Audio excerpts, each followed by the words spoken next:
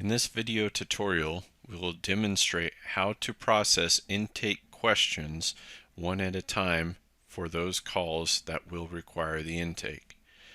These intake questions will not appear for every call, but some calls will require the intake to be collected.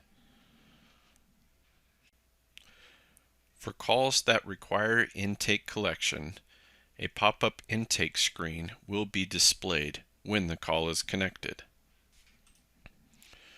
After answering the call and greeting the client, you can begin asking intake questions. Example: what is your first and last name?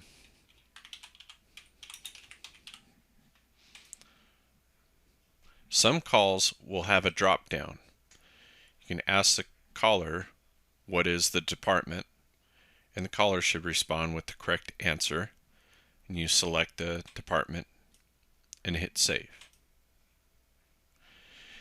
If the caller does not know the answer to one of the questions, the field can be left blank, and if you hit save, it should proceed to the next question. If there are no more intake questions, you will receive an intake complete and proceed with the interpretation. From here, the pop-up window can be closed, and then the caller can be asked if any third-party callers are required for the conference, and you may proceed as normal at this time to perform interpretation and or dial third party.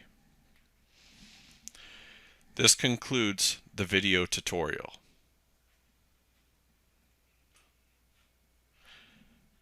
Please note, in the event there is an issue with gathering the intake questions about the call, you will still receive a pop-up that says the intake is not required for the job.